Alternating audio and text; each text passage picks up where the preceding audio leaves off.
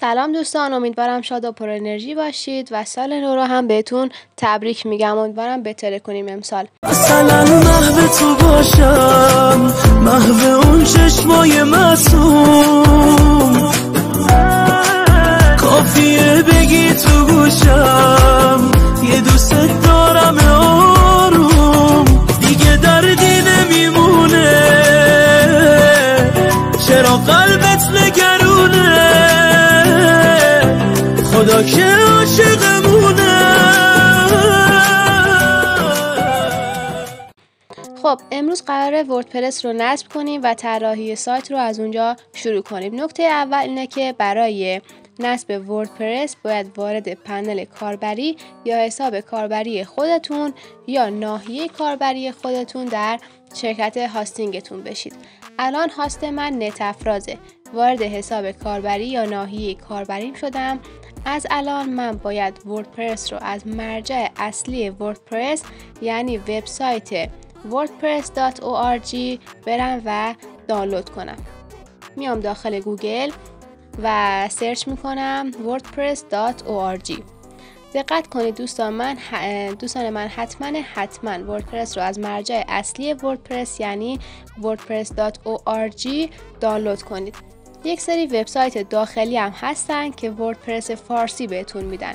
اینا رو دانلود نکنید چون یه سری کد سورس به وردپرس اضافه میکنن که از لحاظ استانداردی خیلی مورد قبول نیست و یه سری بکلینک برای خودشون گذاشتن که وقتی شما وردپرس رو دانلود میکنید ناخودآگاه لینک میدید به سایت اون کسی که ازش وردپرس رو دریافت کردید.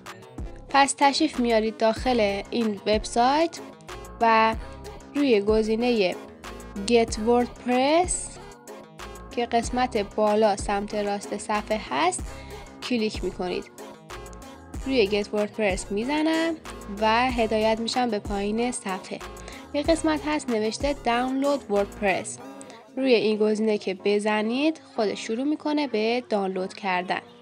حالا من از قبل وردپرس رو دانلود کردم و اینجا گذاشتم.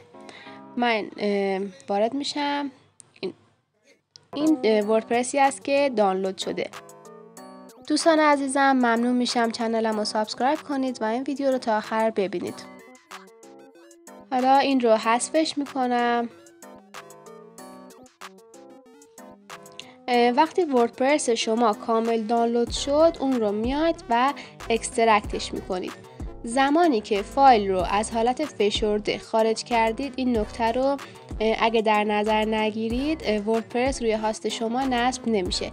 حتما باید این تنظیمات رو انجام بدید تا بتونید وردپرس رو نصب کنید. پس وقتی دانلود کردید از حالت زیپ یا فشرده خارجش میکنید. چون یه مقدار حجم محتوای داخلش زیاد هست اکسترکت کردنش یه مقداری زمان میبره. پس صبر میکنیم تا کامل اکسترکت بشه. الان این پوشه که از حالت فشرده خارج شده. من اینو باز میکنم، وارد یه پوشه دیگه میشم، دوباره این رو باز میکنم. اینجا کل محتوا رو انتخاب میکنم و اونها رو زیپش میکنم. پس اد تو آرچیو رو میزنم و اینجا تیک زیپ رو میزنم و اوکی رو میزنم تا مجددا زیپ بشه.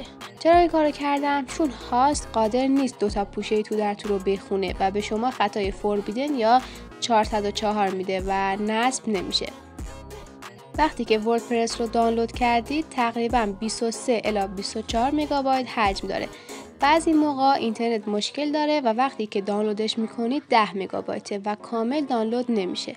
پس به حجمش هم دقت کنید که اول درست دانلود کرده باشید و بعد بقیه مراحل رو انجام بدید و الان همه کارها رو انجام دادیم و وردپرس ما آماده نصبه.